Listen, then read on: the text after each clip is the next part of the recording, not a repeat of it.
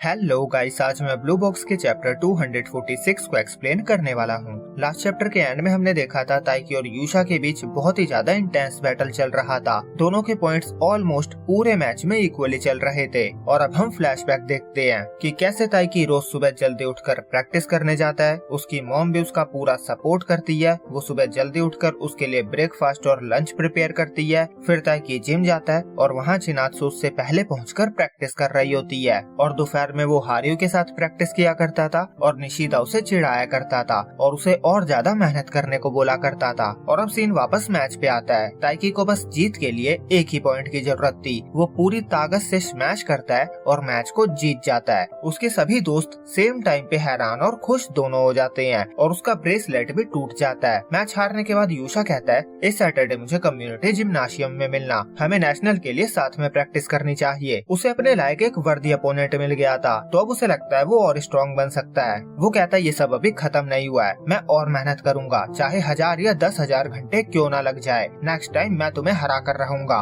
ताइकी सोचता है ये कितनी बुरी तरह मुझे हराना चाहता है। यूशा कहता है अगली बार मैं तुमसे आगे निकल जाऊंगा। उसके बाद कोच भी ताइकी को शाबाशी देते हैं और जैसे ही ताइकी कोर्ट से बाहर जाता है उसके सभी दोस्त उस पे खुशी से कूद पड़ते हैं और उसे कांग्रेट्स करते हैं। और मजेदार बात तो ये थी कि हारुतो भी वहाँ उसे कांग्रेचुलेट करने आया हुआ था। और सबसे आखिरी में चिनात्सु उसके पास आती है और उसके बालों को खराब करके उसे कांग्रेट्स करती है और यूमेका और कारेन उन्हें चिढ़ाने लगती है। उसके बाद अवार्ड सेरेमनी होती है। इसी बीच आओजाकी चिनात्सु के पास आता है और उसे कांग्रेट्स कहता है। और पहले जब उसने कैफे में ताइकी के बैडमिंटन फ्यूचर को लेकर जो बात कही थी कि उसे बैडमिंटन को कंटिन्यू नहीं करना चाहिए, उसके लिए वो उससे माफी भी मांगता है। वो कहता है उसने कंपटीशन को बहुत ज्यादा ही मुश्किल मान लिया था। वो कहता है रोज नए लड़के आते रहते हैं और कोई ना कोई तुमसे बेहतर होता ही है, हमेशा जीतते रहना बहुत मुश्किल काम है। और क्योंकि मैं अपनी पूरी जिंदगी दांव पे लगाकर खेलता हूँ तो हारने के बाद मुझे एंजाइटी होती है, पर फिर भी मैंने कभी हार मानने का नहीं सोचा। मैंने खुद को यकीन दिलाया कि यही सच है। मुझे लगा था वो बेकार के सपने देख रहा है। जो उम्मीदें उसे दिखती थी वो मुझे बादलों के बीच छुपी दिखती थी। मतलब आओजाकी को कोई उम्मीद की किरण दिखती ही नहीं थी। चिनात्सु कहती है मैं तुम्हारी बात को समझ सकती हूँ, पर तुम्हें किसी पर रिलाय करना चाहिए। जो लोग तुम्हें जीतने की एडवाइस देते हैं, जो लोग तुम्हारे साथ प्रैक्टिस करते हैं और जो लोग तुम्हें जीतने की उम्मीद देते हैं, तुम उन पे रिलाय कर सकते हो। तुम्हें दूसरों से हिम्मत मिलती है, तुम खुद से स्ट्रेंथ नहीं ढूंढ सकते। वो रिवील करती है कि कभी कभी उसका मन भी बिस्तर से उठने का नहीं करता है। फिर हम ताइकी को सेरेमनी में उसका अवार्ड लेते हुए देखते हैं और वो अपने मेडल को अपने पेरेंट्स को दे देता है, जो कि बहुत ज्यादा खुश लग रहे थे। उसके सभी दोस्त भी उसके लिए बहुत खुश थे। और फिर सीन चिनात्सु के बर्थडे पे शिफ्ट होता है और चिनात्सु और ताइकी इस दिन को सेलिब्रेट करने के लिए बीच पे आए हुए थे।